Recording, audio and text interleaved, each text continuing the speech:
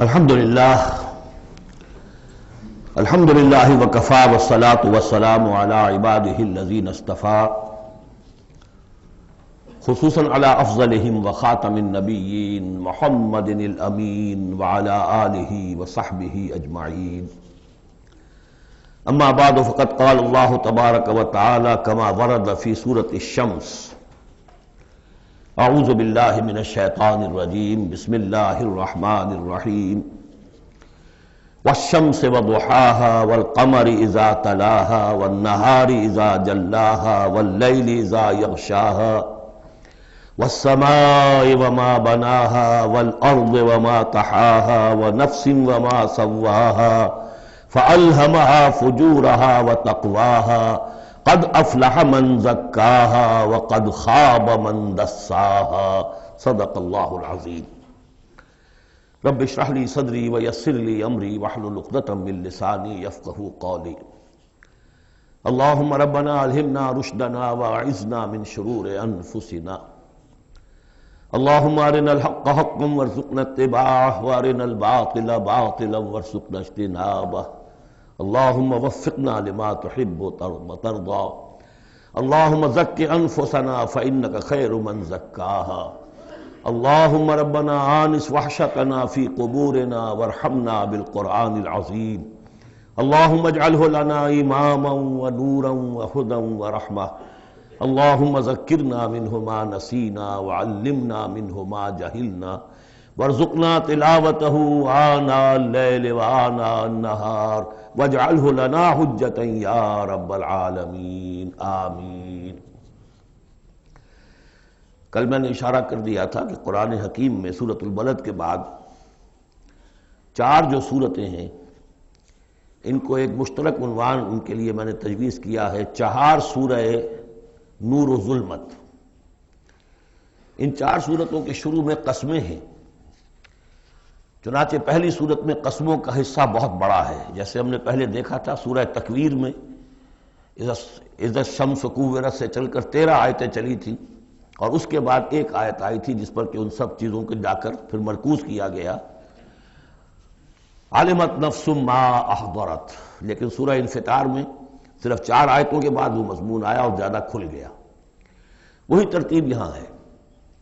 اس میں یہ دیکھیے کہ 8 آیتیں آئیں گی کہ جس میں قسمیں ہیں، اور 2 آیتوں میں پھر جواب القسم ہے، کس بات پر قسم کھائی گئی ہے، اور وہ بڑا مرکزی مضمون ہے، بنیادی مضمون ہے۔ اگلی صورت میں سورۃ اللیل میں قسموں والا حصہ کم ہو جائے گا اور وہ بنیادی مرکزی مضمون مزید کھلے گا۔ پھر اس میں سے جو ایک پہلو ہے اس مضمون کا وہ پھر اپنے نقطۂ عروج کو پہنچے گا سورۃ الضحیٰ میں۔ اس طرح تدریجاً یہ مضمون آگے بڑھ کر مکمل ہو رہا ہے۔ والشمس وضحاها، قسم ہے سورج کی اور اس کی دھوپ کی۔ والقمر اذا تلاها، اور قسم ہے چاند کی جبکہ وہ اس کے پیچھے آتا ہے۔ تلاها، تلا یتلو، پیچھے آنا، فالو کرنا۔ قرآن مجید کی تلاوت کا لفظ بھی اسی لیے، پڑھنے کے لیے تلاوت کیا ہے کہ آپ اس کے ٹیکسٹ کو فالو کر رہے ہوتے ہیں۔ بسا اوقات انگلی بھی ساتھ چلتی ہوتی ہے، جو زیادہ ماہر نہیں ہوتے ان کو دیکھا ہوگا کہ وہ کہیں ایسا نہ ہو کہ اس سطر کو چھوڑ کے اس پہ آ جائے، انگلی ساتھ چلاتے ہیں۔ اور اسی سے پھر یہ کہ اس کا اس قدر معنی پیدا ہو گئے کہ قرآن مجید پڑھنے کا جو حقیقی مقصد ہے اسے فالو کرنا ہے، اس پر عمل کرنا ہے، اس کا اتباع کرنا ہے۔ اس اعتبار سے بہترین لفظ جو ہے وہ اختیار کیا گیا، لیکن لغوی معنی اس کے کیا ہے؟ کسی کے پیچھے آنا۔ تو قسم ہے سورج کی اور اس کے دھوپ چڑھنے کی، اور قسم ہے چاند کی جبکہ اس کے پیچھے آتا ہے۔ والنہار اذا جلاها، اور قسم ہے دن کی جبکہ وہ اس کو روشن کر دیتا ہے۔ اگرچہ شکل تو یہ ہے کہ سورج سے دن روشن ہوتا ہے، لیکن یہاں اس میں بہت لطیف نکتہ پیدا کیا ہے کہ دن ہوتا ہے تو ہمیں سورج نظر آتا ہے، تو گویا کہ دن نے سورج کو نمایاں کیا ہے، اس لیے کہ آگے اس کا ہم بدن آ رہا ہے واللیل اذا یغشاها، اور قسم ہے رات کی جبکہ وہ اس کو یعنی سورج کو ڈھانپ لیتی ہے۔ سورج کو رات نے ڈھانپ لیا، دن نے گویا کہ اس کو نمایاں کر دیا۔ والسماء وما بناها، اب دیکھیے جوڑے جوڑے آ رہے ہیں یہ، سورج اور چاند، دن اور رات۔ والسماء وما بناها، اور قسم ہے آسمان کی اور جو اسے بنایا، تعمیر کیا۔ والارض وما طحاها، اور قسم ہے زمین کی جب کہ اس کو پھیلا دیا، بچھا دیا، بچھونا بنا دیا، والنفس وما سواها، اور قسم ہے نفس انسانی کی اور جو اس کو بنایا اور درست کیا، اس کو نک سک سے درست کیا، اس کا تسویہ کیا، اس کو سنوارا، فَأَلْهَمَهَا فُجُورَهَا وَتَقْوَاهَا، یہاں تک کہ اس کے اندر نیکی اور بدی کا علم الہامی طور پر رکھ دیا، الہام کر دیا اسے، اس کا فجور بھی اور اس کا تقوی بھی۔ اب یہاں قسم کھائی گئی قد افلح من زکاہا وقد خاب من دساہا، جس نے بھی اپنے نفس کو پاک کر لیا وہ کامیاب ہو گیا، اور جس نے اسے مٹی میں دفن کر دیا وہ ناکام ہو گیا۔ اصل مضمون یہ ہے مرکزی دو آیات کہ انسان کے پاس کوئی ایک امانت ہے، اس کا ایک نفس ہے جو اللہ نے اسے دیا ہے۔ اس نفس کو جس نے پاک کر لیا، سنوار لیا، بنا لیا، جس کے لیے ہم مختلف الفاظ استعمال کرتے رہے ہیں، تعمیر سیرت، تعمیر خودی، کریکٹر بلڈنگ، ایک انسان اپنی شخصیت کو بناتا ہے۔ تو جس نے تو صرف بنانا، لیکن اس کے علاوہ پاک کرنا، بنانا اس معنی میں کہ تمام رذائل سے اس کو پاک کیا جائے اور فضائل سے اسے سنوارا جائے، اسے منور کیا جائے، مزین کیا جائے۔ تو جس نے اپنے نفس کو پاک کر لیا، مزین کر لیا، فضائل سے مرصع کر لیا، مسجع کر لیا، وہ کامیاب ہو گیا۔ خواہ یہاں پر اس کے پاس جائیداد نہ بنی ہو، دولت اس کے پاس جمع نہ ہوئی ہو، دنیا والے اس کو جانتے بھی نہ ہو، وہ غیر معروف آدمی ہو، کچھ بھی ہو، یعنی ایک معیار ہے کامیابی ناکامی کا جو ہم لوگوں کے سامنے رہتا ہے۔ کامیاب کون ہے؟ زیادہ پیسے والا، زیادہ دولت والا، جو زیادہ پروفیشن میں شائن کر گیا، بزنس میں آگے نکل گیا، کسی بھی اعتبار سے۔ لیکن اس میں زور ہے قد افلح من زکاہا، اصل میں کامیابی اور فلاح تو اس کی ہے۔ اور یہ فلاح کے لفظ پر ہم غور کر چکے ہیں سورہ مومنون کے شروع میں، کہ یہی جو انسان کی اندرونی شخصیت ہے، انا یا خودی، جسے ہم کہتے ہیں سیلف، جس کو کہ پروفائڈ نے سیلف قرار دیا ہے، اس سیلف کو اپنی اڈ اور لیبیڈو کے تسلط سے آزاد کرانا اور پھر اس کو بلڈ کرنا، اس کو ڈیولپ کرنا، تعمیر خودی، یہی علامہ اقبال کا فلسفہ ہے۔ تو یہ ایسے ہی ہے کہ جیسے کہیں خزانہ تھا، آپ نے کھود کر اس میں سے خزانہ نکالا۔ تو یہ ہمارا سیلف جو ہے، ہماری خودی جو ہے، یہ بھی در حقیقت ہمارے اس حیوانی وجود کے اندر دفن ہے۔ اس حیوانی وجود کے اندر سے اس کو برآمد کرنا، جیسے کہ آم کی گٹھلی پھٹتی ہے تو اس میں سے دو پتے نکلتے ہیں تو اس سے آم کا درخت بننا شروع ہوتا ہے۔ اسی لیے وہ جو میں نے آپ کو اس کا اپنشد کا جملہ بھی سنایا تھا کہ man is in his ignorance identifies himself with the material sheets which encompass his real self۔ اصل خودی، اصل انا، اصل میں وہ کون ہے؟ یہ میرا وجود ہے، یہ میرا جسم ہے، یہ میرے ہاتھ ہے، یہ میرے پاؤں ہیں، لیکن میرا میں ایک پوزیسو موڈ میں ایک پروناؤن آیا ہے، تو جو پوزیس کر رہا ہے جسم کو کون ہے؟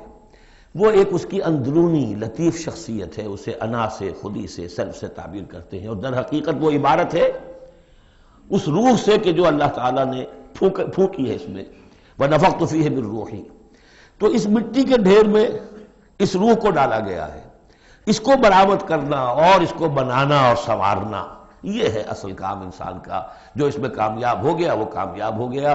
اور دسا یدسو ہم پڑھ چکے ہیں کہ جب کسی شخص کے ہاں اس زمانے میں، اس معاشرے میں کوئی خوشخبری آتی تھی کہ بچی پیدا ہو گئی ہے، تو ایک تو منہ چھپاتا پھرتا تھا وہ کہ بیٹی ہو گئی، میں بیٹی کا باپ شمار ہوں گا، اور سوچتا رہتا تھا کہ اسے میں اپنے پاس رکھوں، ام یدسھا فی التراب، یا اسے جا کے میں مٹی میں دباؤں۔ تو دسا یدسو، دبا دینا۔ تو یہ ہے کہ جس نے اپنی اس خودی کو اسی حیوانی وجود میں دبا دیا، ختم کر دیا، قد خاب من دساہا، وہ ناکام ہو گیا۔ اب اس حقیقت پر ایک تو میں نے آپ کو نوٹ کرایا تھا کل کہ سورۃ الاعلیٰ پڑھتے ہوئے میں نے کہا تھا کہ بعض مضامین جو ہیں جو ان صورتوں میں آ رہے ہیں وہ سورۃ الاعلیٰ میں ان کی اصل جڑ پڑ چکی ہے، اور اس کی آخری 6 آیتیں جو ہیں وہ کیا ہے؟ قد افلح من تزکا وذکر اسم ربہ فصلی بل تؤثرون الحیاۃ الدنیا والآخرۃ خیر وابقی ان ھذا لفی الصحف الاولی صحف ابراہیم وموسیٰ۔ قد افلح من تزکا، جس نے پاکیزگی حاصل کر لی وہ کامیاب ہو گیا۔ یہاں اسے مزید کھولا کہ اس کا برعکس کیا ہے؟ قد افلح من زکاہا وقد خاب من دساہا۔ اس پر گواہیاں لائی گئی ہیں کہ جیسے تمہیں پوری اس کائنات میں تضادات نظر آتے ہیں، رات ہے دن بھی ہے، آسمان ہے بلند زمین ہے پست، بالکل اسی طریقے سے انسان کا معاملہ بھی یہ ہے کہ اگرچہ ویسے تو شکل و صورت میں سب تقریباً ایک جیسے انسان ہیں، ہیومن بینگز ہیں، لیکن دو مختلف قسم کے راستوں پر یہ چل رہے ہیں۔ ایک راستہ وہ ہے کہ یہی حیوانی نفسانی خواہشات اور اسی کے اندر پوری زندگی جو ہے گزار دی اور اپنے اس اصل روح ربانی کو، اپنی اصل امانت الہیہ کو دبا دیا، گویا کہ چلتے پھرتی قبر بن گئے۔ اس کے لیے حیوان انسان چل رہا ہے، لیکن وہ انسان جو ہے وہ روحانی وجود اس کا وہ اس کے اندر دفن ہو چکا ہے۔ تو قد خواب من دساہا قد افلح من زکاہا، اس پر یہ ساری قسمیں کھائی گئیں۔ سورج ہے تو اس کے ساتھ چاند ہے، دن ہے تو اس کے ساتھ رات ہے، اسی طریقے سے آسمان ہے تو اس کے ساتھ زمین ہے، اور یہ جو نفس انسانی ہے اسے اللہ نے بڑا سنوارا ہے، بنایا ہے۔ اس نفس کے اندر بھی ایک ودیت کر دیا ہے نیکی اور بدی کا شعور۔ یہاں لفظ روح نہیں آیا، نوٹ کر لیجئے اسے، وَنَفْسٍ وَمَا سَوَّاهَا، یعنی جو یہ نفس انسانی ہے اس کے اندر بھی ایوولوشن ہوئی ہے۔ یہ نفس جو ہے ایڈ یا لیبیڈو، یہ گدھے میں بھی ہے، کتے میں بھی ہے، گھوڑے میں بھی ہے، شمپنزی میں بھی ہے، لیکن یہ سارا نفس کا بھی تو ایوولوشن ہوا ہے۔ اس ایوولوشن کا جو مرتبہ آیا ہے انسان میں آ کر وہ یہ ہے کہ انسان میں اس کے اندر ایک حس پیدا ہو گئی ہے، مورل سینس، کہ کچھ چیزوں کو وہ سمجھتا ہے کہ یہ بری ہیں، کچھ چیزیں اچھی ہیں۔ اور یہ اتنا یونیورسل کانسیپٹ ہے کہ جس کو یوں سمجھیے جس معاشرے میں جائیے سچ بولنا اچھا ہے، جھوٹ بولنا برا ہے۔ یہ کبھی ایسا نہیں ہوا کسی نے کہا ہو کہ جھوٹ بولنا اچھا ہے، سچ بولنا برا ہے۔ وعدہ کر کے پورا کرنا اچھا ہے، وعدہ خلافی کرنا برا ہے۔ جو شخص وعدہ خلافی کر رہا ہوتا ہے وہ بھی جانتا ہے کہ میں برا کام کر رہا ہوں، میرا اس کا ضمیر اس وقت اس کو ملامت کر رہا ہوتا ہے، جس کی قسم کھائی گئی ہے۔ لا اقسم بیوم القیامہ ولا اقسم بالنفس اللوامہ، یہ تمہارے اپنے اندر جو ہے مائی کانشنس از پنچنگ می بھائی، کہ تمہارے اندر ایک اخلاقی حس ہے۔ یہ اخلاقی حس نفس انسانی میں ودیت شدہ ہے۔ روح میں جو کچھ ہے وہ تو اور بڑی شے ہے۔ روح انسانی میں تو معرفت خداوندی ہے اور محبت خداوندی ہے، دونوں چیزیں روح انسانی کے اندر موجود ہیں۔ ابھی یہاں سے نفس کی بات ہو رہی ہے۔ جیسے عالم خلق کے تمام جو مظاہر ہیں ان کو بیان کیا جا رہا ہے، سورج اور چاند عالم خلق کی چیزیں، عالم امر کی نہیں ہیں۔ رات اور دن عالم خلق کی چیزیں ہیں، آسمان اور زمین عالم خلق کی چیزیں ہیں۔ نفس بھی عالم خلق کی شے ہے، روح ہے عالم امر کی شے۔ تو نفس انسانی بھی نفس حیوانی سے ممتاز ہے بئی معنی کہ اس میں وہ ایک مورل سینس موجود ہے جس کی بنا پر اس کے اندر یہ شعور ہے ودیت شدہ، الہام شدہ، الہمہا، الہام کر دیا اس میں کہ کچھ چیزوں کو وہ جانتا ہے یہ خیر ہیں اور کچھ کو جانتا ہے یہ شر ہے۔ اسی لیے قرآن مجید نے کثرت سے جو لفظ استعمال کیا ہے وہ معروف اور منکر۔ معروف وہ جو جانی پہچانی شے نفس انسانی جانتی ہے کہ یہ چیز اچھی ہے، منکر وہ جس سے کہ نفس انسانی اباح کرتا ہے یہ کیا ہے، یہ نہیں ہونا چاہیے، یہ فطرت اس کے اندر موجود ہے، سرشت کے اندر۔ اب مرحلہ صرف یہ ہے کہ جب یہ بنیادی بیج تو اللہ نے تمہارے نفس میں ڈال دیا، اب اسے پروان چڑھانا تمہارا کام ہے، اسے آگے بڑھاؤ، پروان چڑھاؤ عمل صالح سے۔ الیہ یصعد الکلم الطیب والعمل الصالح یرفعہ، اچھا کلام ہو، اچھی بات ہو، اس کے اندر اوپر اٹھنے کی، اللہ کی طرف بڑھنے کی صلاحیت تو ہے، لیکن عمل صالح اس کے ساتھ ہوگا تو وہ اوپر اٹھے گا۔ تو یہ جو بھی پوٹینشل ہے انسانی فطرت کا، تو قد افلح جس نے وہ محنت کی، مشقت کی، اس نے اپنی اس اصل انسانی شخصیت کو برآمد کیا، اس مٹی کے ڈھیر میں سے بنایا، اسے ایک بڑا درخت بنا دیا، تناور درخت بنا دیا جس میں وہ پھل لگے ہیں جو ہم سورہ تغابن میں پڑھ رہے ہیں، وہ کامیاب ہو گیا۔ اور جس نے اس کو دبائے رکھا وہ مٹی ہی کی زندگی میں اور جو جسمانی وجود ہے اسی کے تقاضوں کو پورا کرنے میں لگا رہا، وہ غائب ہو گیا، ناس۔ اب اس کے بعد یہ کہ یہ معاملہ جس طرح انڈیویجولز کا ہوتا ہے ایسے ہی کسی معاشرے کا بھی ہوتا ہے۔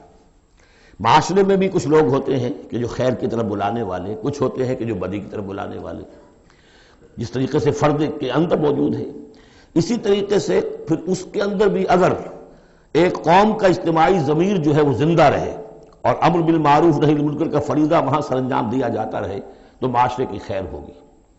اور اگر اخلاقی حس بحیثیت مجموعی اس درجے کمزور ہو جائے کہ قوم کا اجتماعی ضمیر مردہ ہو جائے اور پھر اسے حصی نہ رہے، وائے ناکامی متائے کارواں جاتا رہا، کارواں کے دل سے احساس زیاں جاتا رہا، وہ احساس ہی نہ رہے اجتماعی سطح پر کہ یہ بدی ہے اور یہ برا کام ہے، یہ منکر ہے، تو پھر وہ تباہ ہوتی ہے۔ اس کی ایک مثال دی ہے، کذبت ثمود بطغواہا، قوم ثمود نے بھی جھٹلایا تھا اپنی سرکشی کے باوجود۔ اذ انبعث اشقاہا، جب ان کا جو سب سے شقی انسان تھا وہ کھڑا ہوا اور اس نے پھر اونٹنی کو جو اللہ تعالیٰ نے بطور معجزہ دی تھی اس نے ہلاک کر دیا۔ قال لهم رسول اللہ ناقۃ اللہ وسقیاہا، ان سے کہہ دیا تھا اللہ کے رسول نے کہ دیکھو یہ اللہ کی اونٹنی ہے اور اس کا پانی پینے کی جو باری کا دن ہے اس میں کوئی گڑبڑ پیدا نہ کرنا۔ فکذبوہ فعقروہا، انہوں نے اسے جھٹلا دیا اور اس کی کونچیں کاٹ ڈالی۔ فدمدم علیہم ربہم بذنبہم، تو الٹ پڑا اللہ تعالیٰ کی طرف سے ان پر عذاب ان کے گناہ کی پاداش میں۔ فسواہا، اللہ نے سب کو برابر کر دیا۔ ولا یخاف عقباہا، اور اللہ تعالیٰ کو اس کا کوئی ڈر نہیں کہ اس کا کیا نتیجہ نکلے گا، اس کی مخلوق تھی انہوں نے ختم کر دیا اور مخلوق کو وہ لے آئے گا۔ تو انفرادی اور پھر اجتماعی، ان دونوں چیزوں کو اس صورت کے اندر جمع کر دیا گیا۔ اب یہاں سے جو مضمون شروع ہوا ہے دیکھیے اگلی صورت میں کھلے گا۔ اگلی صورت میں 3 جوڑے بلکہ 2 جوڑے آ رہے ہیں صرف۔ واللیل اذا یغشا، قسم ہے رات کی جبکہ وہ ڈھانپ لیتی ہے۔ والنہار اذا تجلی، قسم ہے دن کی جبکہ وہ روشن ہو جاتا ہے۔ یہ ہمارے خارج میں آفاق کے اندر دن اور رات۔ وما خلق الذکر والانثی، ہمارے انفس میں ہمارے اندر کوئی مذکر ہے، کوئی مؤنث ہے، کوئی مرد ہے، کوئی عورت ہے۔ یہ جو تضادات بظاہر نظر آتے ہیں حقیقت میں تضادات نہیں ہیں، ان دونوں کے مل کے ہی در حقیقت فطرت اپنے مقاصد کی تکمیل کر رہی ہے۔ دن اور رات کے فرق سے ہی سارا نباتاتی نظام جو ہے یہ وہ سارا کا سارا اسی کے ساتھ وابستہ ہے، اسی سے اس کا ریسپریٹری سسٹم ہے، اسی سے یہ فوٹو سنتھسس اور سب کا یہ جو سولر انرجی ہے اس کا درختوں کی لکڑیوں میں آ کے سٹور ہو رہا ہے، یہ کیا ہو رہا ہے، سارا کا سارا دن اور رات کے ساتھ ہے۔ اسی طریقے سے مرد اور عورت، اگر یہ فرق نہ ہو تو اولاد کیسے ہو، آگے نسل کیسے چلے؟ تو تضادات میں بھی توافق ہے یہاں، اگرچہ بعض چیزیں بظاہر متضاد ہیں لیکن ان میں توافق ہے، اللہ تعالیٰ نے اسی لیے پیدا کیا، لیکن ساتھ ہی یہ بتا دیا کہ جیسے یہ تضادات تمہیں نظر آ رہے ہیں واضح طور پر، دن اور رات، نر اور مادہ، ایسے ہی ان سعیکم لشتی، تمہاری جو سعی ہے، محنت ہے، بھاگ دوڑ ہے، وہ تو سب کر رہے ہیں۔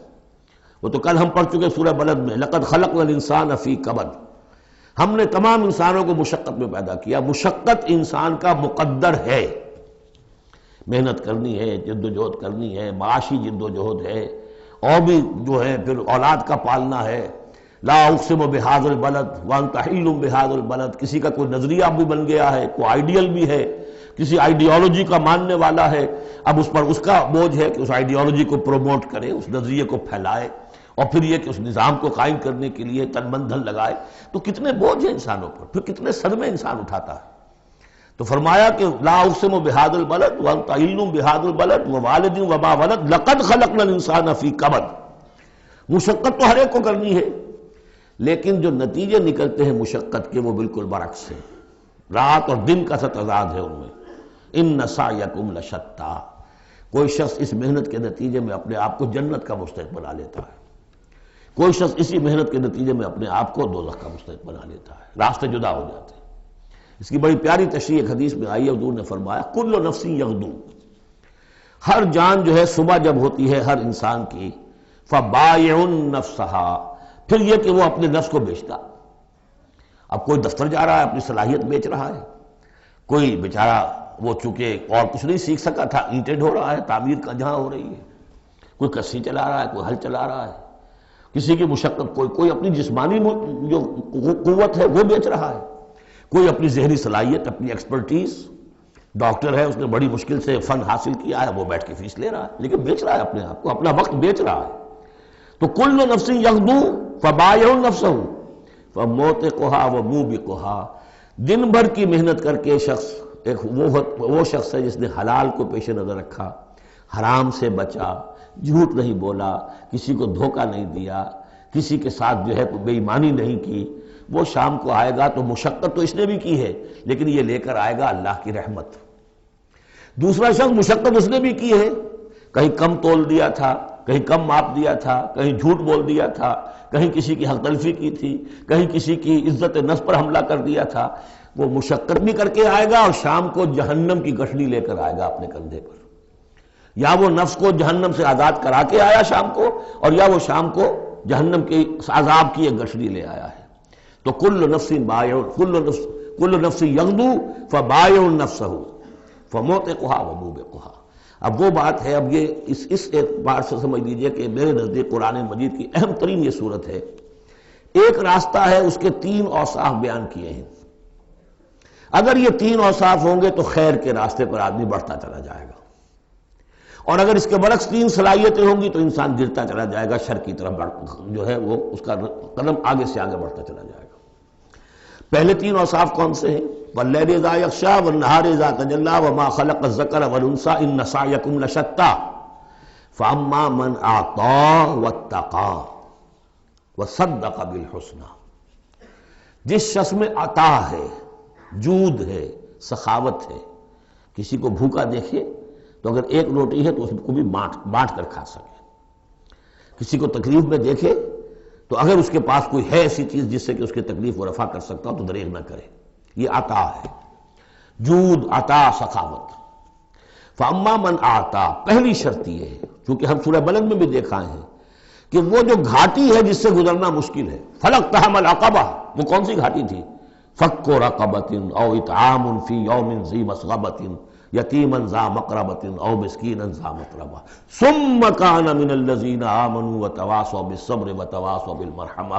اس گھاٹی کو عبور کر کے اگر اہل ایمان میں شامل ہوگا تو ابو بکر صدیق بنے گا، عمر فاروق بنے گا، عثمان غنی بنے گا، اور اس گھاٹی کو عبور کیے بغیر کسی وجہ سے اسلام لے آیا عبداللہ ابن ابی بن جائے گا.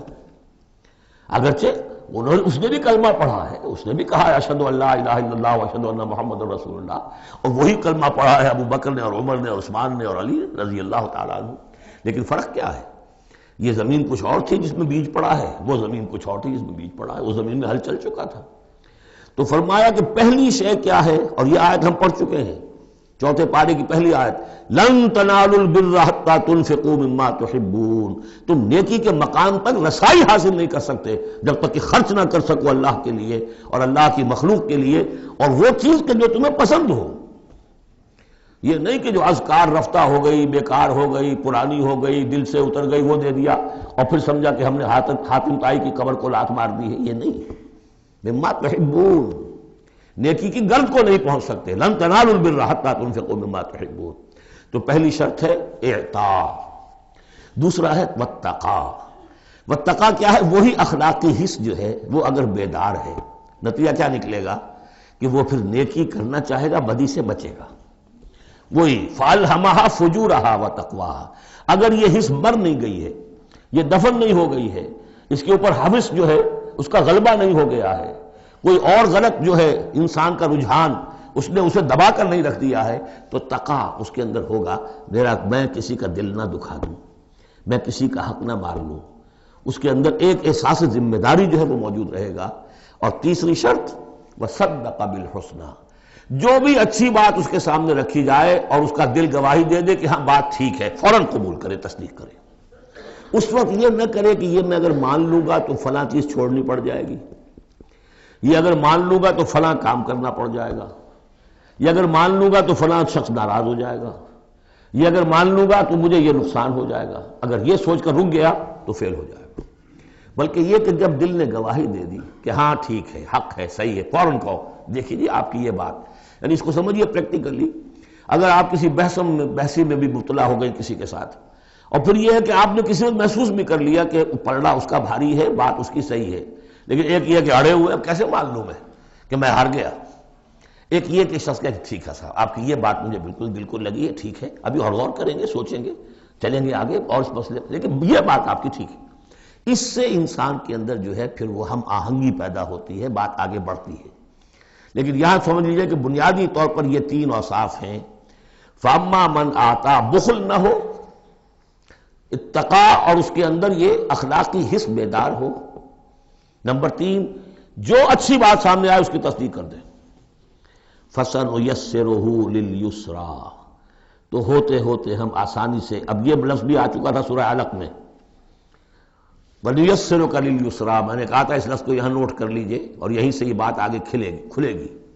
فَسَنُيَسِّرُهُ لِلْيُسْرَىٰ، جس شخص میں یہ تین اوصاف ہوں گے ہم انہیں رفتہ رفتہ سب سے اونچی اور سب سے اچھی جو اس آسانی والی شاید منزل ہے جنت، وہاں پہنچا دیں گے۔ اب اس کے برعکس دیکھیے ترتیب، وَأَمَّا مَن بَخِلَ، اعطاء کے مقابلے میں بخل آ گیا، وَاسْتَغْنَىٰ، بے پرواہ ہے، اسے پرواہ ہی نہیں، دریا کو اپنی موج کی طغیانیوں سے کام، کشتی کسی کی پار ہو یا درمیان رہے، ہمیں سے کیا غرض ہے، وہ تو اپنی اس میں دھن میں لگے جا رہے ہیں، کسی کا دل مسل دیا، کسی کے جذبات کے اوپر جو ہے ٹھیس پہنچا دی، کسی کو کچھ کر دیا، کسی کا مال ہڑپ کر لیا، کسی کو اور کسی طرح سے اس کی عزت کے اوپر جو ہے کوئی حملہ کر دیا، چلے جا رہے۔ استغنا، انہیں یہ احساس ہی نہیں ہے کہ کوئی نیکی اور بری کا معاملہ بھی ہے اور مجھے سیدھے راستے پر چلنا ہے، برائی کے راستے پر نہیں۔ وَكَذَّبَ بِالْحُسْنَىٰ، اچھی بات پیش کی جائے جھٹلا دے، دل گواہی دے چکا ہے کہ بات اچھی ہے لیکن پھر جھٹلا دے، کسی تعصب کی وجہ سے، کسی ضد کی وجہ سے، تکبر کی وجہ سے، ہٹ دھرمی کی وجہ سے، فَسَنُيَسِّرُهُ لِلْعُسْرَىٰ، تو ایسے شخص کو ہم آہستہ آہستہ تدریجاً سب سے بڑی مشکل یعنی جہنم میں پہنچا دیں گے۔ تو یہ گویا کہ اب دو راستے، اِنَّ سَعْيَكُمْ لَشَتَّىٰ، تمہاری جد و جہد جو ہے زندگانی کی، ان کے یہ دو رخ ہیں۔ اگر تو یہ ہے اما من اعطا واتقا وصدق بالحسنى، اگر یہ تینوں چیزیں بتمام و کمال موجود ہوں تو وہ شخص صدیق بنے گا، ابو بکر صدیق بنے گا رضی اللہ تعالی عنہ، ان کے نقش قدم پر چلنے والا ہوگا۔ اور اگر ان تینوں میں کوئی چیز کمی ہے تو کہیں بیچ میں لٹک جائے گا، اور تینوں ہی نہیں ہے تو معلوم ہوا کہ وہ بدترین خلائق ہوگا پھر، جس کا کہ سب سے بڑا کردار جو قرآن مجید میں آتا ہے وہ ابو لہب ہے۔ ابو جہل جو ہے وہ بدترین نہیں تھا، اچھی طرح سمجھ لیجئے، وہ تو جب آج ہم پڑھیں گے، جب سورہ علق آئے گی تب اس کے کردار کا نقشہ سامنے آئے گا۔ اس کی شخصیت بڑی اونچی شخصیت تھی بعض اعتبارات سے، میں سنا چکا ہوں، نے صاف مانا تھا کہ محمد جھوٹ نہیں کہہ رہے، جو کچھ کہہ رہے ہیں صحیح کہہ رہے ہیں، لیکن میں نہیں مان سکتا۔ اس کا مطلب ہے ہمیشہ کے لیے ہم بنو امیہ جو ان کے غلام ہو جائیں گے، بنو ہاشم کے، یہ میرے لیے قبول نہیں۔ صاف تو کہا نا کم سے کم، give the devil his due۔ اسی طریقے سے جس باطل دین کا وہ علمبردار تھا اس کے لیے اس نے گردن کٹوائی ہے، قربانی دی ہے اس نے۔ ابو لہب نے 2 مرسنریز بھیج دیے، تم چلے جاؤ، میں تمہیں پیسے دے دوں گا، تم جاؤ، تم لڑاؤ میری جگہ پر، اس لیے کہ اس میں وہ بات نہیں تھی، اس میں مردانگی تھی۔ کوئی وجہ تھی کہ حضور نے 2 شخصوں کو برابر تولا ہے، عمر ابن الخطاب اور عمر ابن ہشام میں سے اللہ کسی ایک کو میری جھولی میں ڈال دے، کوئی وجہ تھی نا، آخر دونوں کو کیسے کیا ہے؟ اگر کہیں وہ بھی ایمان لایا ہوتا تو عمر ابن الخطاب کی طرح کا مسلمان ہوتا، پھر وہ اس طرح کا ڈھیلا مسلمان نہ ہوتا، وہ عبداللہ ابن ابی والا مسلمان نہ ہوتا۔ تو یہ شخصیتوں کا معاملہ ہوتا ہے، تو جس میں تینوں اوصاف نہیں ہے وہ گیا بدترین خلائق، جس میں کچھ ہے وہ پھر کچھ دیر لگا کے آ جائے گا، کچھ وقت لگے گا اسے، لیکن یہ 3 اوصاف ہی ہیں تعمیر سیرت کے اس اعتبار سے کہ جو فیصلہ کن ہیں۔ فَأَمَّا مَنْ أَعْطَىٰ وَاتَّقَىٰ وَصَدَّقَ بِالْحُسْنَىٰ فَسَنُيَسِّرُهُ لِلْيُسْرَىٰ وَأَمَّا مَنْ بَخِلَ وَاسْتَغْنَىٰ وَكَذَّبَ بِالْحُسْنَىٰ، بالکل اپوزٹ چیزیں، فَسَنُيَسِّرُهُ لِلْعُسْرَىٰ وَمَا يُغْنِي عَنْهُ مَالُهُ إِذَا تَرَدَّىٰ، اور اس نے جو مال جمع کیا ہوگا اپنے لیے وہ قطعاً کام نہیں آئے گا جب اسے گرایا جائے گا، گڑھے میں جب گرے گا جہنم کے۔ إِنَّ عَلَيْنَا لَلْهُدَىٰ، دیکھو انسانوں ہمارے ذمے ہے صرف ہدایت پہنچا دینا، یہ اب اللہ تعالیٰ اپنے ذمے لے رہے ہیں، یہ ہمارے ذمے ہے کہ تمہیں راستہ دکھا دیں، سجھا دیں، یہ سجھا دینا ہمارے ذمے ہے۔ اس کے لیے ہم نے تمہیں جبلی ہدایت بھی دی ہے، اس کے لیے ہم نے تمہارے اندر اخلاقی حس بھی رکھ دی ہے، اس کے لیے ہم نے اپنی روح تم میں پھونکی ہے، اس میں ہماری معرفت اور محبت موجود ہے، اور پھر ان تمام چیزوں کی تکمیل کے لیے ہم نے نبی بھیج دیے، رسول بھیج دیا، کتابیں نازل کر دی، ہم نے اپنا ہدایت کا جو فرض تھا وہ ادا کر دیا۔ ان علینا للہدیٰ وَإِنَّ لَنَا لَلْآخِرَةَ وَالْأُولَىٰ، پھر ہمارے ہی لیے ہے اختیار آخرت کا بھی اور اولا کا بھی، دنیا کا بھی، پھر فیصلہ ہم کریں گے کہ کون اب اس قابل ہو گیا ہے کہ دنیا کو ان کے بوجھ سے پاک کر دیا جائے، زمین کو ان کے بوجھ سے آزاد کر دیا جائے، پوری قوموں کو ملیا بیٹ کر دیا جائے، فیصلہ کرتے ہیں۔ وہ پڑھ چکے پچھلی صورت میں، فَدَمْدَمَ عَلَيْهِمْ رَبُّهُمْ بِذَنبِهِمْ فَسَوَّاهَا، ایسے ہے کہ جیسے کسی باغ میں سے کوڑا کرکٹ جمع کیا جائے اور پھر اسے آگ دکھا دی جائے، اس لیے کہ اس باغ کے لیے بدنما داغ ہے۔ اب تو یہ کہ وہ انسان جو ہے کہ جو پھر اس حد تک ہدایت کے واضح ہو جانے کے بعد کہ نبی آ گیا، کتاب آ گئی، اور اس نے ماڈل پیش کر دیا اپنی زندگی کے اندر، پھر بھی نہیں مانا تو پھر یہ جو بھی فیصلہ ہے وہ ہم کرتے ہیں۔ فَأَنذَرْتُكُمْ نَارًا تَلَظَّىٰ، دیکھو میں نے تمہیں خبردار کر دیا اس آگ سے جو بھڑک رہی ہے اور وہ منتظر ہے۔ لا یصلاھا، ہم دیکھ چکے ہیں کئی جگہ آیا ہے کہ وہ تو دھاڑ رہی ہے بھوکے شیر کی طرح، اسے تو چاہیے اپنی خوراک۔ لا یصلاھا الا الاشقی، نہیں پڑے گا اس میں مگر وہی جو بہت ہی بدبخت ہے۔ کیوں؟ کم بدبخت تو اگر ہوتا معاملہ تو اور ہوتا، یہ محمد کے آنے کے بعد بھی صلی اللہ علیہ وسلم جس کی حقیقت نظر نہیں آئی تو اس سے بڑا بدبخت تو کوئی ہے ہی نہیں۔ اس لیے کہ اگر کچھ اندھیرا ہو کچھ روشنی ہو آدمی ٹھوکر کھا جائے، چلیے بھائی کچھ اندھیرا بھی تھا، جھٹپٹا تھا، پوری روشنی نہیں تھی، نصف النہار پر سورج چمک رہا ہو اور آپ ٹھوکر کھائیں تو پھر قصور کس کا ہے؟ تو آپ کا ہے۔ اس اعتبار سے اب بعثت محمدی کے بعد صلی اللہ علیہ وسلم جس شخص نے اپنے آپ کو محروم رکھا وہ اشقا ہے۔ لا یصلاھا الا الاشقی الذی کذب وتولی، جس نے جھٹلایا ہے اور منہ پھیر لیا ہے۔ وَسَيُجَنَّبُهَا الْأَتْقَى، اور ہم بچا دیں گے یا بچا دیا جائے گا اس سے جو بہت ہی متقی ہے۔ اس آیت کے بارے میں تقریباً کنسنسس ہے کہ یہاں مراد حضرت ابوبکر ہیں رضی اللہ تعالیٰ عنہ۔ اتقا، وہ تینوں صفات بتمام و کمال جس میں تھے وہ ابوبکر تھے۔ یہی وجہ ہے کہ تصدیق بالحسنہ میں ایک لحظہ نہیں لگا۔ حضور فرماتے ہیں کہ میں نے جس کے سامنے بھی اپنی نبوت کی دعوت رکھی اس نے ضرور کچھ نہ کچھ توقف کیا، سوچا، سوائے ابوبکر کے کہ ایک لحظے کا توقف نہیں کیا۔ اور ان کی شخصیت کے اندر وہی چیزیں موجود تھیں، غریبوں کے اوپر شفقت تھی، نیکی کی، اور بنیادی طور پر وہ موحد تھے، انہوں نے کبھی بت پرستی اختیار نہیں کی زندگی میں، تو وہ صلاحیت جو ہے تقویٰ بھی تھا، اعطاء بھی تھا، خرچ کرنے کی صلاحیت تھی۔ انہوں نے خرید کر جو ہے غلام جتنے تھے جو مسلمان ہو گئے تھے، غلام اور کنیزیں، اور جن کے اوپر سخت جو ہے پرسیکیوشن ہو رہی تھی، ٹارچر ہو رہا تھا ان کے آقاؤں کی طرف سے، منہ مانگے دام دے کر ان کے آقاؤں کو نے خریدا ہے اور آزاد کیا ہے۔ فَأَمَّا مَنْ أَعْطَىٰ وَاتَّقَىٰ وَصَدَّقَ بِالْحُسْنَىٰ، یہ تینوں اوصاف بتمام و کمال ابو بکر میں، ابو بکر صدیق اور صدیق اکبر رضی اللہ تعالی عنہ۔ خواتین میں الصدیقۃ الکبریٰ حضرت خدیجہ الکبریٰ رضی اللہ تعالی عنہ۔ وَسَيُجَنَّبُهَا الْأَتْقَى الَّذِي يُؤْتِي مَالَهُ يَتَزَكَّىٰ، جو اپنا مال دیتا ہے اپنے نفس کو پاک کرنے کے لیے۔ وہ مال کیوں دے رہا ہے؟ کیوں خرچ کر رہا ہے؟ کیوں بلال کو اس نے خریدا ہے؟ باپ نے کہا ابو قحافہ نے، وہ تو ایمان نہیں لائے تھے اس وقت تک، وہ تو فتح مکہ کے بعد ایمان لائے، وہ کافر رہے پورے عرصے کے دوران، مشرک رہے۔ تو باپ نے یہ کہا کہ ابو بکر تمہیں اگر کوئی خریدنا ہی تھا غلام اور کسی کو آزاد کرنا تھا تو کوئی دیکھتے اچھا غلام دیکھتے، کوئی طاقتور سے دیکھتے جو تمہارے کام بھی کبھی آتا۔ انہیں کیا پتا تھا کہ ابو بکر تو کسی اور چیز کا طلبگار ہے، اسے کچھ اور چاہیے، اسے کوئی یعنی جو شخص کسی غلام کو آزاد کر دیتا تھا وہ اس کا مولا رہتا تھا، پھر بھی وہ ایک درجے میں اس کے تابع ہوتا تھا، اس کی بات سنتا تھا، اس کا حمایتی ہوتا تھا۔ اخلاقی طور پہ بھی سمجھ میں آ رہا ہے کہ ایک شخص نے اپنی رقم خرچ کی ہے اور آپ کو خرید کے آزاد کر دیا ہے تو اب آپ بے دام جو ہے غلام تو ہو گئے نا اس کے، اس لیے کہ یہ کہ وہ غلامی نہیں ہے، مولا کہلاتے تھے وہ، جیسے کہ حضرت زید ابن حارثہ بھی مولا تھے حضور کے، اور اسی طریقے سے اور بھی بہت سے ہیں جن کے بارے میں آتا ہے کہ انہوں نے جو حدیث روایت کی ہے، ثوبان رضی اللہ تعالیٰ وہ بھی مولا تھے حضور کے، مولا اس معنی میں۔ تو فرمایا کہ تم نے یہ کیا کیا، کس کو تم نے خریدا اور اتنی بڑی رقم دے دی؟ جو مانگا امیہ ابن خلف نے وہ بھی حیران رہ گیا، ٹھیک ہے دو، اس لیے کہ انہیں تو ابو بکر کو چھڑانا ہے اس پرسیکیوشن سے۔ الذی یؤتی مالہ یتزکیٰ وما لأحد عندہ من نعمت تجزیٰ، اور ایسا نہیں ہے کہ کسی اور کا اس پر کوئی احسان ہو جس کا وہ بدلہ چکا رہا ہو، نہیں، الا ابتغاء وجہ ربہ الاعلیٰ، صرف اپنے بلند و بالا پروردگار کی رضا جوئی کے لیے وہ خرچ کر رہا ہے۔ وَلَسَوْفَ يَرْضَىٰ، اور وہ عنقریب راضی ہو جائے گا۔ یہ عنقریب راضی ہو جائے گا کون؟ اللہ بھی راضی ہو جائے گا اور ابو بکر بھی راضی ہو جائیں گے۔ رضی اللہ عنہ ورضوا عنہ، جیسے ہم خطبے میں بھی کہتے ہیں رضی اللہ تعالی عنہ وارضاہ، اللہ تعالیٰ بھی راضی ہو جائے ان سے اور اللہ ان کو راضی بھی کر دے، ان کو بھی اتنا اجر و ثواب دے۔ وَلَسَوْفَ يَرْضَىٰ، اور میرے نزدیک یہاں مراد حضرت ابو بکر ہیں، اس کا میں ثبوت آپ کو اگلی صورت میں دوں گا۔ اب دیکھیے پہلی صورت میں آیا تھا قد افلح من زکاہا وقد خاب من دساہا، 8 آیتیں تھیں، وہ تھیں قسموں پر مشتمل، لیکن اصل مضمون کیا تھا؟ نفس انسانی میں نیکی اور بدی کا شعور ودیت کر دیا ہم نے۔ اب جس نے اس کو بنا لیا، سنوار لیا، وہ کامیاب، جس نے اس کو دبا دیا، مٹی میں دفن کر دیا، وہ ناکام۔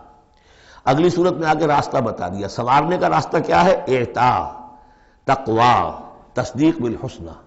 ان عادتوں کو کلٹیویٹ کرو اپنے اندر تو یہ راستہ جو ہے تمہارا جائے گا صدیقیت کی طرف اور اللہ تعالیٰ کی رضا کی طرف. اس کے برعکس اور صاف بخل، استغنا، پرواہ ہی نہیں. کیا خیر کیا شر کوئی پرواہ نہیں.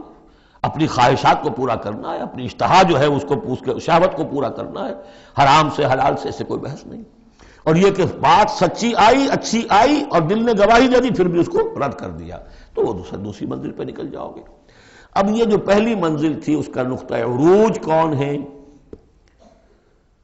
ایک تو ابو بکر آ گئے اس میں، اور ان سے بلندتر رتبہ کس کا ہے؟ محمد الرسول اللہ صلی اللہ علیہ وسلم، معراج انسانیت.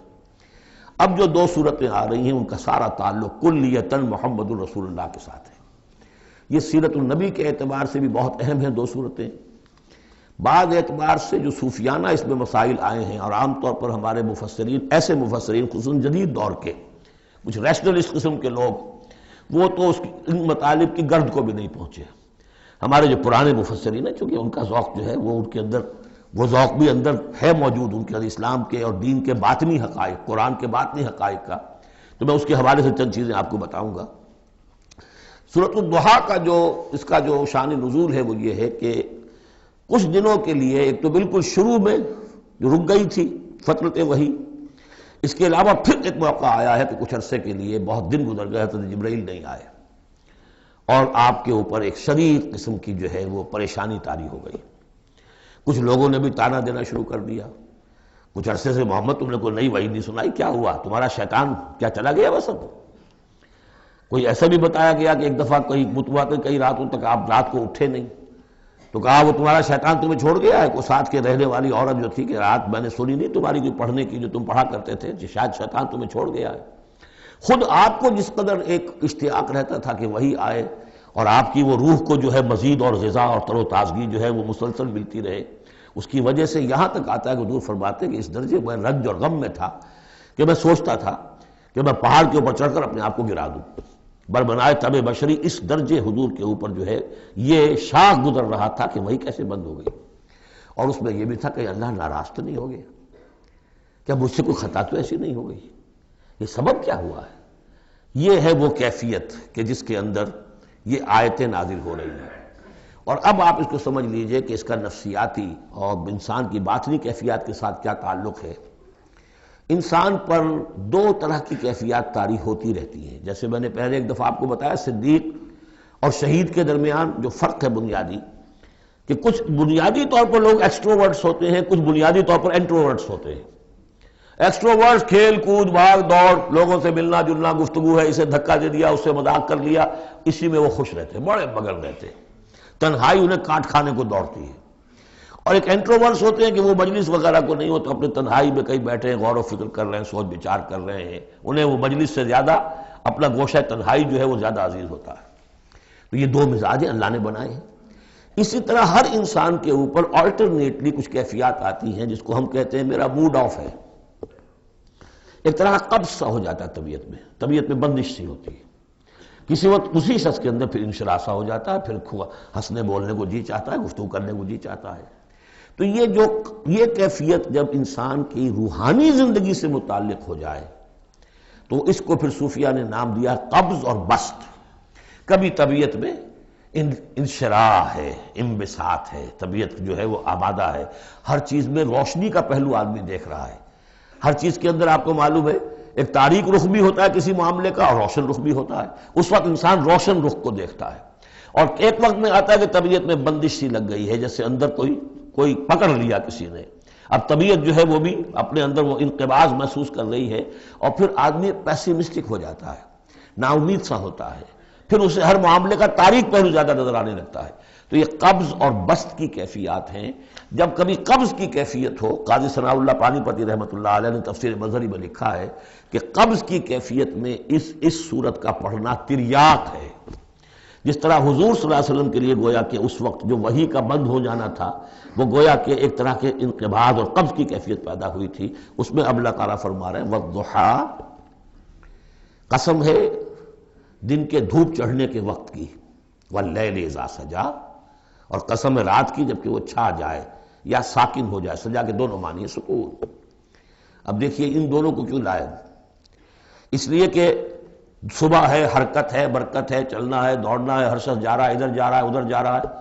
رات کو سکون ہو گیا، تاریکی چھا گئی اور شور ہنگامہ ختم ہو گیا. لیکن یہ رات اور دن دونوں ضروری ہیں انسان کے لیے. یہاں کا نظام چلانے کے لیے اگر رات ہی رات ہوتی تب بھی یہ دنیا نہ چلتی، اور دن ہی دن ہوتا تب بھی نہ چلتا. تو رات بھی ضروری ہے. اسی طریقے سے نفس انسانی کے لیے کبھی کبھی قبض کا وقفہ بھی ضروری ہے. آپ اسے یہ نہ سمجھیں کہ اللہ تعالیٰ ناراض ہو گیا، یہ بھی ہماری تربیت کا ایک یوں سمجھیے کہ ایک جز ہے. ما ودعک ربک وما قلی، آپ کے رب نے آپ کو رخصت نہیں کیا ہے، نہ ہی وہ آپ سے ناراض ہوا ہے. وَلَلْآخِرَةُ خَيْرٌ لَكَ مِنَ الْأُولَىٰ، اور اس کے بعد جو وقت آئے گا اس قبض کے بعد وہ پہلی سے بھی بہتر ہوگا. اور میں حیران ہوتا ہوں کہ کیسے غالب نے وہ بات کہی ہے کہ جو بالکل ترجمانی ہے اس کی، رکتی ہے میری تباہ تو ہوتی ہے رواں اور. یعنی یہ کہ جب میری طبیعت کے اوپر کبھی کبھی رکاوٹ سی آ جاتی ہے، اب شعر جو ہے اچھے نازل نہیں ہو رہے، لیکن جب وہ رکاوٹ سے میں نکلتا ہوں، اس قبض سے نکلتا ہوں، رکتی ہے میری تباہ تو ہوتی ہے رواں اور. اس لیے کہ اس قبض کے بعد جب مرحلہ آتا ہے انبساط کا اور انشراح کا، تو وہ ایک قدم آگے ہوتا ہے آدمی، اس پہلی کیفیت سے ایک درجہ جو ہے اس کا بڑھ چکا ہوتا ہے. وَلَلْآخِرَةُ خَيْرٌ لَكَ مِنَ الْأُولَىٰ، یقیناً پچھلی ہر گھڑی، ہر ساعت اور ہر قبض کے بعد آنے والا انبساط آپ کے لیے پہلے سے اونچا درجہ لے کر آئے گا. وَلَسَوْفَ يُعْطِيكَ رَبُّكَ فَتَرْضَىٰ، ان قریب آپ کا رب آپ کو اتنا کچھ دے گا، اتنا کچھ دے گا، آپ کی محنتوں کے وہ نتائج سامنے آئیں گے کہ آپ راضی ہو جائیں گے. اب دیکھیے پچھلی صورت ختم ہوئی تھی وَلَسَوْفَ يَرْضَىٰ، یہاں ہے وَلَسَوْفَ يُعْطِيكَ رَبُّكَ فَتَرْضَىٰ. صرف ضمیر کا فرق ہے، کیونکہ صدیق پر وحی نہیں آتی، براہ راست خطاب نہیں کیا جا سکتا، وہاں وہ صیغہ جو ہے وہ غائب کا ہے وَلَسَوْفَ يَرْضَىٰ. اور چونکہ نبی وہ ہے جس پر وحی آ رہی ہے، براہ راست مخاطب ہے، تو وَلَسَوْفَ يُعْطِيكَ رَبُّكَ فَتَرْضَىٰ، آپ کا رب اتنا کچھ دے گا کہ آپ راضی ہو جائیں گے. اب یہ کہ اسی قبض کی حالت میں پھر اللہ تعالیٰ اپنے احسان جتا رہا ہے، اور یہ بہترین ہے.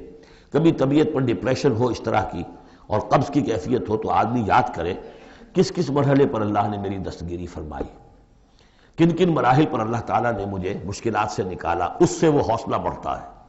اور اس کو بھی سمجھیے کہ اسی انداز میں علم یجد کا یتیماً فآویٰ، یہ سیرت النبی کے بڑے اہم حصے ہیں جو اس میں آ گئے ہیں. آپ کی پیدائش یتیمی میں، پوسٹیومس چائلڈ، باپ تو پہلے فوت ہو چکا ہے، دادا ہے 2 سال کی عمر میں وہ بھی گئے، پھر 6 سال کی عمر نہیں 6 سال کی عمر میں والدہ گئی، 8 سال کی عمر میں دادا گئے. اور وہ یعنی جو آپ نے دیکھا ہے ابتدائی زمانہ زندگی کا، تو وہ یتیمی کا. الم یجد کا یتیماً فآویٰ، کیا اس نے اے محمد آپ کو نہ پایا کہ آپ یتیم تھے، پھر پناہ دی، آپ کے لیے بندوبست کیا، دادا کے دل میں جو شفقت ڈالی، پھر آپ کے تایا زبیر کے دل میں جو شفقت ڈالی. بدقسمتی سے ہماری تاریخ میں چونکہ بہت زیادہ عمل دخل رہا اہل تشیع کا، تو عبد المطلب کے بعد فوراً ابو طالب کا نام آتا ہے، حالانکہ یہ غلط ہے تاریخی اعتبار سے. عبد المطلب کے بعد کافی عرصے تک زبیر جو آپ کے تایا تھے وہ سرپرست تھے، پھر ان کے انتقال کے بعد ابو طالب کا معاملہ آیا، لیکن ان کو بیچ میں سے غائب کر دیا گیا ہے. بہرحال اللہ تعالیٰ جو بھی کسی کے دل میں ڈالتا ہے، آخر ابو طالب کے دل میں محبت ڈالی تو کس نے ڈالی؟ وہ ہم پڑھ چکے ہیں سورہ طٰہٰ میں، وَأَلْقَيْتُ عَلَيْكَ مَحَبَّةً مِّنِّي. حضرت موسیٰ علیہ السلام کی موہنی صورت کے اوپر اللہ تعالیٰ فرماتے ہیں ہم نے اپنی محبت کا پرتو ڈال دیا کہ تمہیں دیکھنے کے بعد وہ قتل کرنے کے ارادے سے باز رہ گئے، ان کے ہاتھ شل ہو گئے. ایسی موہنی صورت، اسے قتل کرنا. وَأَلْقَيْتُ عَلَيْكَ مَحَبَّةً مِّنِّي وَلِتُصْنَعَ عَلَىٰ عَيْنِي، یہ ہوا ہے. تو فرمایا الم یجد کا یتیماً فآویٰ ووجدک ضالاً فہدیٰ. اور پھر جب آپ شعور کی پختگی کو پہنچے اور غور و فکر کا مرحلہ آیا، حقائق میں انسان کو سوچ بچار کا مرحلہ آیا، اور آپ کو دیکھا کہ آپ تلاش حقیقت میں سرگرداں ہیں، تو ہدایت دی. وہ آگے آ جائے گا، بہت قریب پہنچ گئے ہم. اقرأ بسم ربک الذی خلق، وہ مرحلہ جب آئے گا. ووجدک عائلاً فاغنیٰ، اور پایا آپ کو تنگ دست تو غنی کر دیا. کس طرح سے راستہ پیدا کیا ہے. خدیجہ الکبریٰ رضی اللہ تعالی عنہا نے جو بھی ان کے آپ کے محاسن دیکھے کتنی گرویدہ ہوئی ہیں.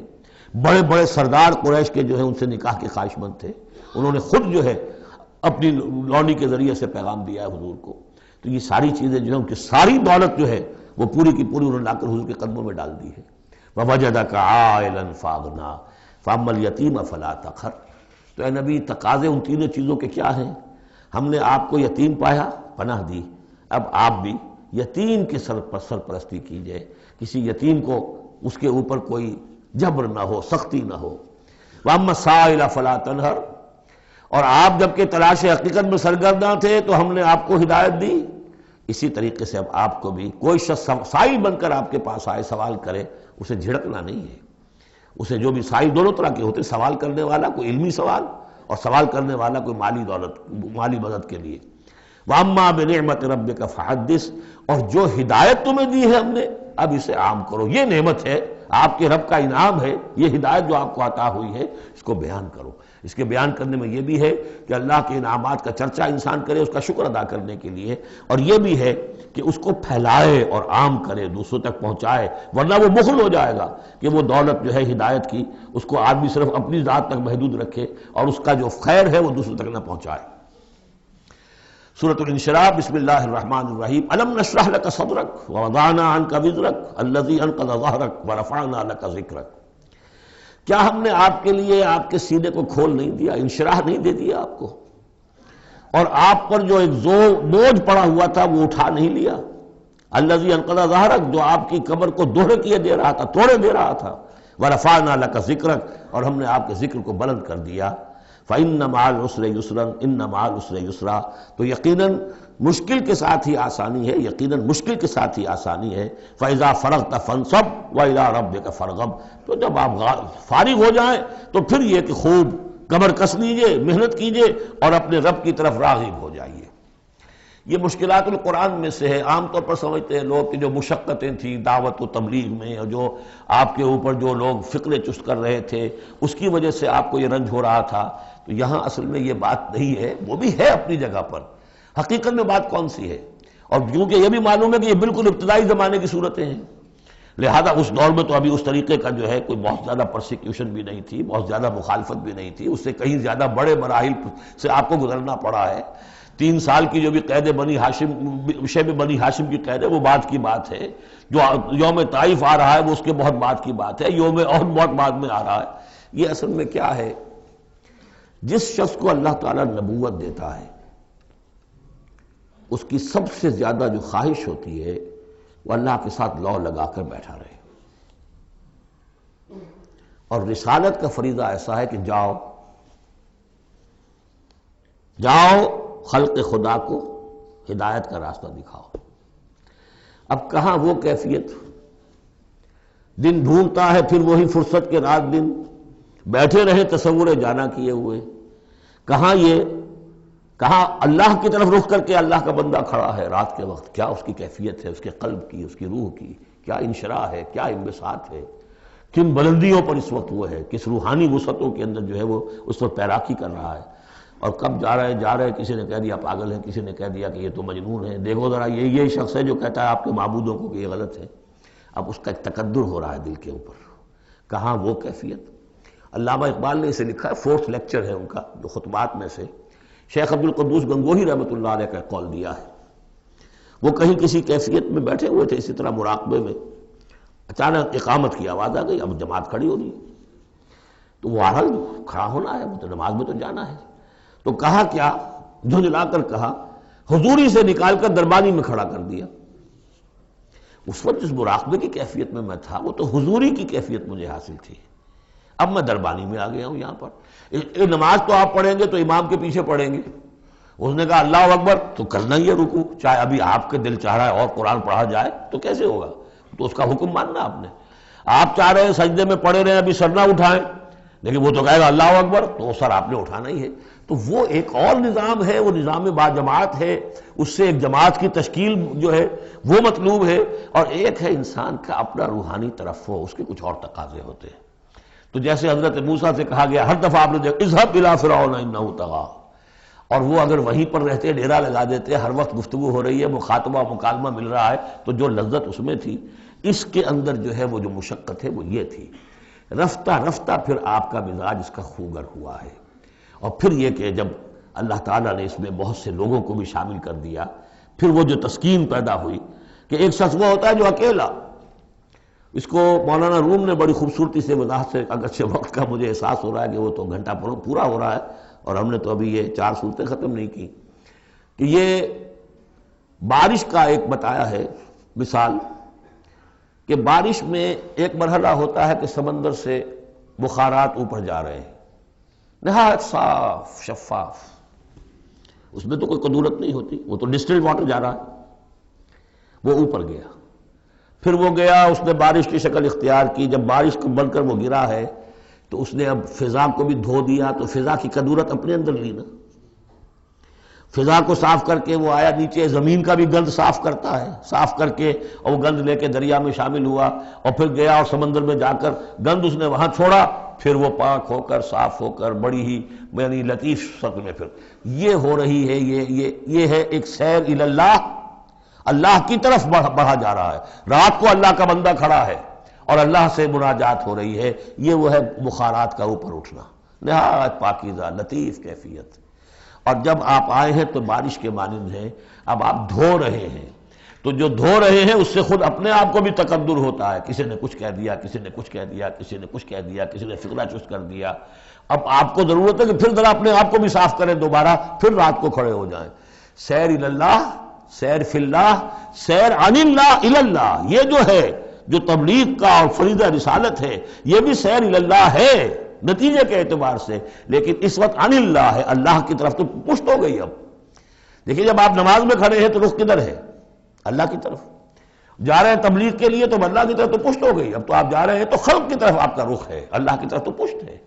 اس حوالے سے وہ عروج ہے، یہ نزول ہے، اور یہ نزول جو ہے یہ بڑا شاق گزرتا ہے کسی ایسے شخص پر جسے عروج کی لذت حاصل ہو گئی ہو، یہ ہے وہ سختی۔ الم نشرح لک صدرک ووضعنا عنک وزرک الذی انقض ظہرک ورفعنا لک ذکرک فإن مع العسر یسرا ان مع العسر یسرا فإذا فرغت فانصب۔ اے نبی وہ وقت آ جائے گا، آپ اپنے اس فرض منصبی سے جب فارغ ہو جائیں گے، جب اللہ کا دین غالب آ جائے گا، پھر آپ یکسو ہو کر وہ جو آخر میں آیا اذا جاء نصر اللہ والفتح ورأيت الناس يدخلون في دين الله افواجا فسبح بحمد ربك واستغفر انه كان توابا، پھر آپ ہمہ وقت اسی کام میں لگ جائیے، اور اسی لیے حضور نے اس وقت آخری فیصلہ کیا اللہم فی الرفیق الاعلی، بس اب میں فارغ ہوا اور اب میں مزید تاخیر نہیں چاہتا، حالانکہ نبیوں کو یہ آپشن ملتا ہے، اگر آپ ابھی چاہیں تو اور رہ سکتے ہیں دنیا میں، یہ آپشن ملا ہے۔ چنانچہ حضور نے اپنے مرض وفات میں جو خبر دی آ کر، جب آپ نے نماز پڑھائی ہے، بیماری میں ذرا سی کمی ہوئی تھی، باہر آپ آئے ہیں، حضرت ابوبکر نماز پڑھا رہے تھے، حضرت ابوبکر کے پاس جا کر آپ جو ہے بیٹھ گئے، اب حضرت ابوبکر جو ہے وہ اقتداء کر رہے ہیں حضور کی، اور پوری جماعت کر رہی ہے اقتداء حضرت ابوبکر کی، یہ نماز ہے آخری باجماعت نماز۔ اس میں حضور نے فرمایا اللہ نے اپنے بندے کو ایک آپشن دی ہے، ایک اختیار دیا ہے، وہ چاہے تو، اب جو ایگزیکٹ الفاظ یاد نہیں ہے، نتیجہ اس کا یہی ہے کہ چاہے تو ابھی دنیا میں اور رہے، تو بندے نے اللہ کو قبول کر لیا ہے۔ حضرت ابوبکر رو پڑے اور لوگ حیران ہوئے، رو کیوں رہے ہیں، یہ تو کوئی بات ایسی ہے نہیں، ان کے سمجھ میں آ گیا تھا کہ آپ نے اپنے انتقال کی خبر کر ہمیں دے دی ہے۔ تو یہ فیصلہ اللہم فی الرفیق الاعلی،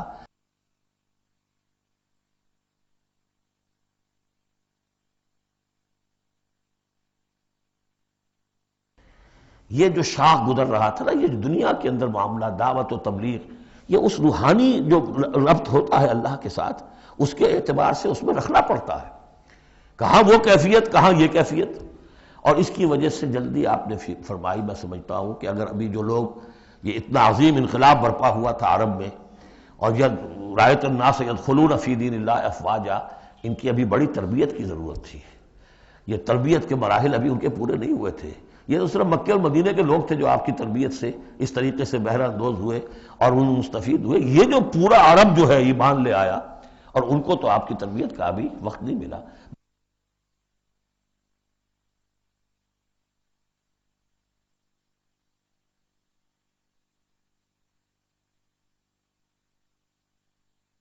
بہرحال جب یہ کام ہو چکے گا اے محمد، تو بس پھر آپ ہمہ وقت اللہ کی طرف متوجہ ہو جائیے۔ سورۃ التین بسم اللہ الرحمن الرحیم. یہ سورت بھی نفسیاتی فلسفیاتی اعتبار سے بہت اونچی ہے. اور وہ کیا ہے سمجھ لیجئے. جب کبھی اللہ کا بندہ کوئی جس کی اخلاقی حس بیدار ہو، بات وہیں سے چل رہی ہے، اخلاقی حس الہمہا فجورہا و تقواہا، وہ اگر کسی بگڑے ہوئے معاشرے میں بیٹھ کے دیکھتا ہے کہ ہر جگہ پر خود غرضی ہے، ظلم ہے، ہر جگہ پر ہم دیکھ رہے ہیں جھوٹ ہے، دھوکہ ہے، فریب ہے. زیادہ بیان کرنے کی ضرورت نہیں، خود ہمارا جو معاشرہ ہے اس کی بہت بڑی مثال موجود ہے، شاید بڑی ہی نمائندہ جو مثال ہے دنیا کے اندر اس چیز کی. اس پہ کوئی غور کر رہا ہے تو غور کر کے بالآخر بسا اوقات انسان اس درجے پر پہنچتا ہے کہ انسان ہے ہی بہت حقیر اور بہت گندی مخلوق، اس میں خیر ہے ہی نہیں، خیر کا کوئی پہلو نہیں. اور یہ میں آپ سے عرض کر دوں، آج کے سارے جو ماہرین نفسیات ہیں ان سب کا حاصل یہی ہے کہ انسان میں کوئی اعلیٰ شے ہے ہی نہیں. یا پیٹ ہے، یا اس کی شہوت ہے، یا حب تفوق ہے، یا اینیمل انسٹنکٹس ہے. کسی خیر کا مجھے کسی بھی جو بھی ہو آپ کا سائیکالوجسٹ ان کو بتا دیجئے کہ وہ کسی خیر کا بھی آپ کے اندر کوئی سراغ لگا کر بتا سکے. یہ جو ایک آتی ہے انسان کے اوپر مایوسی، حساس انسان پر، اس میں یہ صورت نازل ہوئی ہے کہ انسان شر ہی شر نہیں ہے، گند کی پوٹ ہی نہیں ہے، اس میں بڑی بلندی کا پہلو بھی ہے. والتین والزیتون، گواہ ہے انجیر اور گواہ ہے زیتون، وطور سینین اور گواہ ہے وہ پہاڑ طور سینا، وہذا البلد الامین اور گواہ ہے یہ شہر امین، امن والا شہر. لقد خلقنا الانسان فی احسن تقویم، ہم نے تو انسان کو بہت بلند حساب پر، بہت عمدہ تخلیق پر بنایا تھا. اب قسموں کا اس کے ساتھ ربط کیا ہے؟ تین، انجیر، یہ اس علاقے میں کثرت سے ہوتی تھی اور کہتے ہیں کہ اس پہاڑ کا نام بھی جبل تین تھا جہاں حضرت نوح علیہ السلام نے دعوت و تبلیغ کی 950 برس تک، 950 برس تک. زیتون اس پہاڑی کا نام ہے اور وہاں زیتون کے درخت تھے جہاں حضرت مسیح علیہ السلام نے سرمن آف دا ماؤنٹ، مشہور پہاڑی کا آواز، اسی پر آپ کے آزاد تبلیغی مباعث ہوئے ہیں. طور سینین تو واضح ہے حضرت موسیٰ علیہ السلام کو جہاں ہم کلامی حاصل ہوئی. ھذا البلد الامین اور یہ امن والا شہر جس میں محمد الرسول اللہ دعوت و تبلیغ کے فریضہ سر انجام دے رہے ہیں. ان شخصیتوں کو اصل میں ان مقامات سے مراد یہ شخصیتیں ہیں. اگر کسی کا خیال یہ ہے کہ انسان میں کوئی خیر ہے نہیں تو دیکھیں ہمارے بندے نوح کو، یاد کریں ہمارے بندے عیسیٰ کو، یاد کریں وہ بھی تو انسان تھا، موسیٰ جو رب سے ہم کلام ہوا تھا. اور دیکھ لیں اس بندے محمد کو صلی اللہ علیہ وسلم جو اس بلد امین میں نظر آ رہا ہے. کیا تمہیں ثبوت نہیں مل جائے گا کہ انسان میں تو بڑی عظمت رکھی تھی ہم نے؟ یہ دوسری بات ہے. آپ اپنے آپ کو حیوان ہی سمجھ لیں، حیوان بنا لیں. فلا تکونوا کالذین نسوا اللہ فانساہم انفسہم، یہ تو آپ کا کام ہے، آپ نے کیا ہے، یہ گراوٹ تو آپ کو ملی ہے. حقیقت میں اللہ تعالیٰ نے بنایا تھا وہ تو بہت اونچے مقام پر بنایا تھا. آدم مسجود ملائک، آدم خلقتہ بیدی، اپنے دونوں ہاتھوں سے بنایا ہے. وَلَقَدْ كَرَّمْنَا بَنِي آدَمَ وَحَمَلْنَاهُمْ الْبَرَّ وَالْبَحْرَ، یہ ساری آیات جو اتری قرآن مجید میں. تو انسان سرشت کے اعتبار سے کچھ کمزور ہے، فطرت کے اعتبار سے بہت بلند ہے. یہ میں دونوں الفاظ بار بار استعمال کرتا رہا ہوں، اب ان تمام چیزوں کی وضاحت ممکن نہیں ہے. اس کا روحانی وجود سب سے اونچا ہے، اس کا حیوانی وجود بہت نیچے ہے. اصل میں اس حیوانی وجود میں آ کر یہ نیچے چلا گیا ہے. وَالتِّينِ وَالزَّيْتُونِ وَطُورِ سِينِينَ وَهَذَا الْبَلَدِ الْأَمِينِ لَقَدْ خَلَقْنَا الْإِنسَانَ فِي أَحْسَنِ تَقْوِيمٍ، ہم نے انسان کو بنایا تھا بہترین حساب سے. ثُمَّ رَدَدْنَاهُ أَسْفَلَ سَافِلِينَ، اب اسے اس جسد حیوانی میں ڈال کر در حقیقت نیچے پہنچا دیا گیا ہے. تو اب کیا کرنا ہوگا؟ اب اوپر اٹھنا ہوگا. اوپر اٹھنے کے لیے محنت کرنی پڑتی ہے. إِلَّا الَّذِينَ آمَنُوا وَعَمِلُوا الصَّالِحَاتِ، اب یہ ایمان اور عمل صالح ہے جو تمہیں اس پستی سے نکال کر اوپر لے آئے گا. جس مقام پر تم پیدا کیے گئے ہو اس مقام تک پہنچنے کے لیے پہلی محنت کیا ہے؟ آپ کے شعور اور ذہن کی آزمائش ہے کہ اللہ کو پہچانتے ہو یا نہیں. اور دوسری محنت عمل صالح ہے. إِلَّا الَّذِينَ آمَنُوا وَعَمِلُوا الصَّالِحَاتِ فَلَهُمْ أَجْرٌ غَيْرُ مَمْنُونٍ، تو ان کے لیے تو اجر و ثواب ہوگا جو اس کا سلسلہ کبھی منقطع ہی نہیں ہوگا. فَمَا يُكَذِّبُكَ بَعْدُ بِالدِّينِ، اب اس کے ساتھ ہی ایک بات ایسی جوڑ دی کہ اگر تمہیں بھی نظر آ رہا ہے کہ کچھ لوگ بلند ہیں، کچھ پست ہیں، کچھ گھٹیا ہیں، کچھ بڑھیا ہیں، تو سوال یہ کہ اس کا کوئی نتیجہ بھی نکلنا چاہیے کہ نہیں. پھر کیا چیز ہے جو تمہیں آمادہ کرتی ہے جزا و سزا کے انکار پر؟ الیس اللہ باحکم الحاکمین، کیا اللہ تعالیٰ تمام حاکموں سے بڑا حاکم نہیں ہے؟ تو کیا کوئی حاکم ایسا بھی تم نے دیکھا کہ جو اپنے نیکوکار بندوں کو اور اپنے غداروں کو اور اپنے باغیوں کو ایک جیسا کر دے؟ تو اگر انسانوں کے اندر یہ دونوں طرح کے کردار موجود رہے ہیں، جو تمہیں زیادہ نظر آ رہے ہیں وہ تو دوسری طرح کے ہیں، ہم نے بھی تمہیں دکھا دیے نا، موسیٰ بھی اللہ کا بندہ تھا، انسان تھا، عیسیٰ بھی تو ایک انسان تھا، یہ محمد بھی چلتے پھرتے جو ہے ثبوت ہے انسانی عظمت کا، یہ انسان کے اندر عظمت بھی ہے، اگرچہ ادھر اگر متوجہ نہیں ہوگے تو واقعی حیوانوں سے بھی بدتر ہو جاؤ گے، اولئک کالانعام بل ہم اضل۔ بارک اللہ لی ولکم فی القرآن العظیم ونفعنی وإیاکم بالآیات والذکر۔